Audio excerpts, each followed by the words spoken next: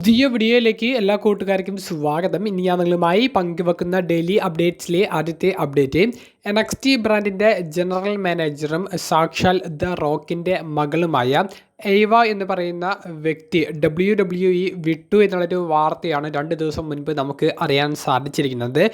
എയ്വ എന്ന് പറയുന്ന താരം തന്നെയാണ് താരത്തിൻ്റെ സോഷ്യൽ മീഡിയ പ്രൊഫൈലുകളിലൂടെ WWE വിടുകയാണ് എന്നുള്ളൊരു അപ്ഡേറ്റ് പുറത്തേക്ക് വിടുന്നത്. പിന്നീട് WWE താരത്തെ അലുമിനി സെക്ഷനിലേക്ക് മാറ്റിക്കൊണ്ട് ആ ഒരു വാർത്ത സ്ഥിരീകരിക്കുന്നതായി നമുക്കിപ്പോൾ അറിയാൻ സാധിച്ചിട്ടുണ്ട്.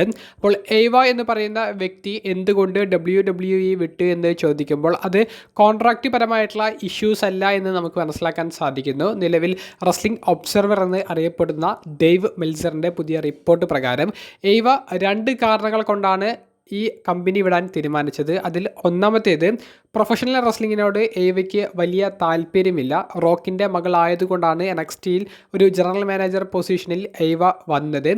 ഇപ്പോൾ പ്രൊഫഷണൽ റെസ്ലിംഗ് മൊത്തത്തിൽ മടുത്തതുകൊണ്ട് കമ്പനി വിടാൻ തീരുമാനിച്ചു. രണ്ടാമത്തേത് എയ്വയുടെ ഗേൾ ഫ്രണ്ടിനെ കമ്പനി പുറത്താക്കി. അതിൽ വലിയൊരു ദേഷ്യത്തിലാണ് എയ്വ ഉണ്ടായിരുന്നത്. ഈ 2 കാരണങ്ങൾ കൊണ്ട് കോൺട്രാക്റ്റ് കഴിയാൻ വേണ്ടി എയ്വ വെയിറ്റ് ചെയ്തതാണ്. കോൺട്രാക്റ്റ് കഴിഞ്ഞ ഉടനെ തന്നെ കോൺട്രാക്റ്റ് പുതുക്കാതെ കമ്പനി വിടാനുള്ള തീരുമാനം എടുത്തു. ഇനി റെസ്ലിംഗിലേക്ക് എയ്വ ഉണ്ടാകില്ല എന്നുള്ളത് ഉറപ്പായി കഴിഞ്ഞിട്ടുണ്ട്. കൂടാതെ എയ്വയെ സംബന്ധിച്ചുള്ള മറ്റൊരു ഡീറ്റെയിൽ WWE നല്ലൊരു സാലറി എയ്വയ്ക്ക് മുന്നിൽ വെച്ചിട്ടുണ്ടായിരുന്നു. അപ്പോൾ ആ ഒരു കോൺട്രാക്റ്റ് നിരസിച്ചിട്ടാണ് തന്നെ റെസ്ലിംഗിലേക്കില്ല എന്നുള്ളൊരു തീരുമാനം എടുക്കുന്ന രീതിയിൽ എയ്വ കമ്പനി വിട്ടത്. നിലവിൽ സോഷ്യൽ മീഡിയ ട്വിറ്റർ അക്കൗണ്ടൊക്കെ എയ്വ ഡിലീറ്റ് ചെയ്ത് താരം മറ്റൊരു പ്രൊഫഷൻ തിരഞ്ഞെടുക്കാൻ വേണ്ടി തീരുമാനിച്ചിട്ടുണ്ട്.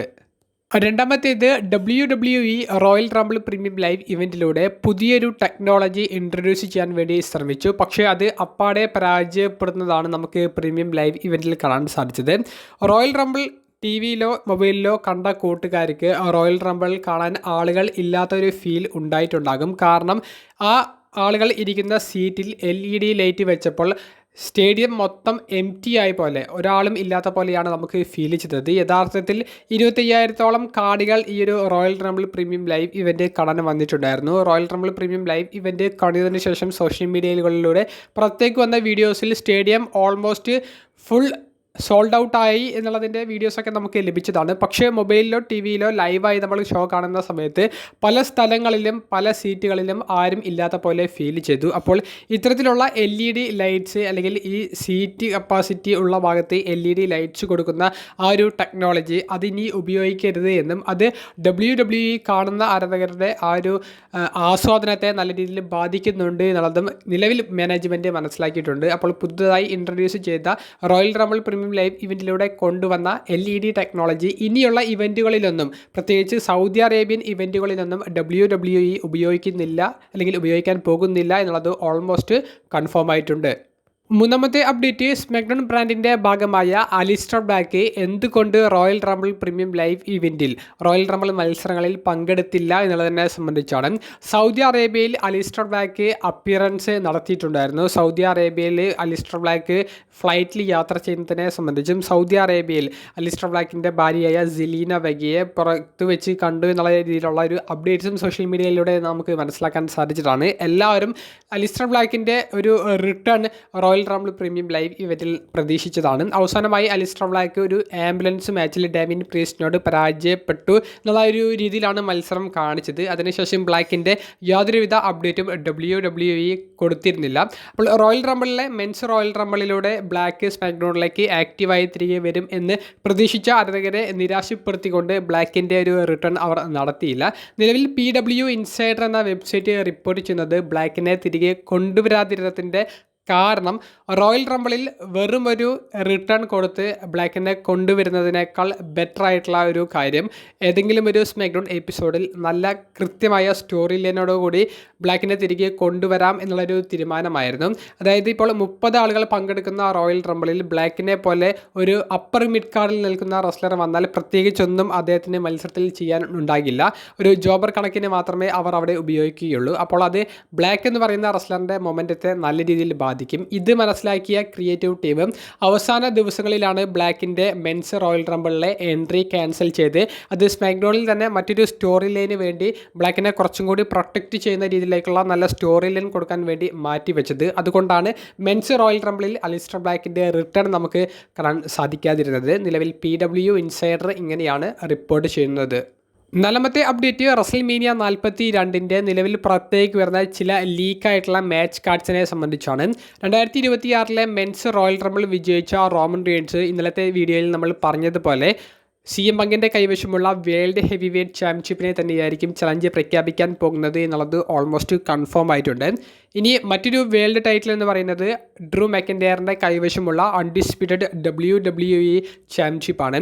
ഡ്രൂ മെക്കൻഡയറിൻ്റെ നിലവിലെ ഈ ഇപ്പോഴത്തെ ഒരു സ്റ്റോറി ലൈൻ കൃത്യമായി വീക്ഷിക്കുന്നവർക്ക് കോഡി റോഡ്സ് ഡ്രൂ മെക്കൻഡയറിൻ്റെ ഒരു എതിരാളിയായി വരും എന്നുള്ളത് ഉറപ്പായിട്ടുണ്ട്. ഓൾറെഡി കുറേയധികം തവണ Drew McIntyre versus Cody Rhodes തമ്മിലുള്ള മത്സരം നടന്നതുകൊണ്ട് തന്നെ റസൽമേനിയയിൽ അതൊരു പുതുമയുള്ള മാച്ചല്ല. അതുകൊണ്ട് ഈ ഒരു സ്റ്റോറി ലൈനിലേക്ക് ഇപ്പോൾ അവർ ഒരു അഡീഷണൽ എലമെൻ്റ് ആയിട്ട് ജേക്കബ് ഫാറ്റുവിനെയും കൂടി ഇട്ടിട്ടുള്ളത് ഒരു ട്രിപ്പിൾ ത്രെറ്റ് മത്സരം റസൽമേനിയ 42 കാണിപ്പിക്കാൻ വേണ്ടിയിട്ടാണ് എന്നാണ് നമുക്ക് മനസ്സിലാക്കാൻ സാധിക്കുന്നത്. അപ്പോൾ ഒരു ട്രിപ്പിൾ ത്രെറ്റ് മത്സരം അൺഡിസ്പ്യൂട്ടഡ് WWE ചാമ്പ്യൻഷിപ്പിന് വേണ്ടി പ്രതീക്ഷിക്കാം.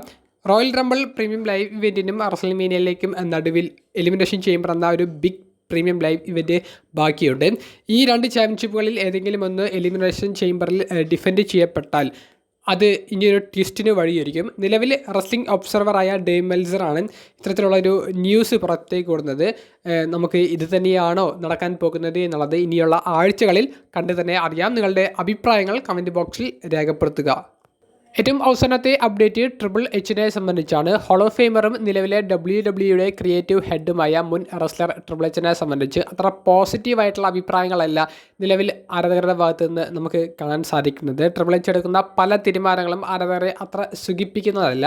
അപ്പോൾ ആരാധകർ ഇക്കഴിഞ്ഞ റോയൽ റംബിൾ പ്രീമിയം ലൈവ് ഇവൻറ്റിന് ശേഷമുള്ള പോസ്റ്റ് ഷോയിലും വളരെ രൂക്ഷമായി തന്നെ ട്രിപ്പിൾ എച്ചിനോടുള്ള ആ ഒരു അഭിപ്രായം അറിയിക്കുകയുണ്ടായി. ട്രിപ്പിൾ എച്ച് സംസാരിക്കുന്ന സമയത്ത് വി വാണ്ട് വിൻസ് മിക്മാൻ എന്ന രീതിയിലുള്ള ചാൻറ്റുകളും അവർ പുറപ്പെടുവിച്ചിട്ടുണ്ടായിരുന്നു. അപ്പോൾ വി വാണ്ട് വിൻസ് എന്ന് പറഞ്ഞിട്ടുള്ള ചാൻറ്റിനെ സംബന്ധിച്ച് ബാക്ക് സ്റ്റേജിൽ എന്തെങ്കിലുമൊക്കെ ഒരു ഡിസ്കഷൻ ഈ പോസ്റ്റ് ഷോ കഴിഞ്ഞതിന് ശേഷം നടന്നിട്ടുണ്ടോ എന്നുള്ളതിനെ സംബന്ധിച്ച് ഫൈറ്റ്ഫുൾ സെലക്ട് ഒരു റിപ്പോർട്ട് ലേറ്റസ്റ്റ് ആയിട്ട് പുറത്തേക്ക് ഇട്ടിട്ടുണ്ട്. ആ ഒരു റിപ്പോർട്ടിൽ കൊടുക്കുന്നത് ബാക്ക് സ്റ്റേജിൽ ട്രിപ്പിൾ എച്ചോ അല്ലെങ്കിൽ മറ്റ് ഹയർ ഒഫീഷ്യൽസോ വി വാണ്ട് വിൻസ് എന്നുള്ള ചാൻറ്റിനെ സംബന്ധിച്ച് യാതൊരുവിധ ഡിസ്കഷനും നടത്തുന്നില്ല.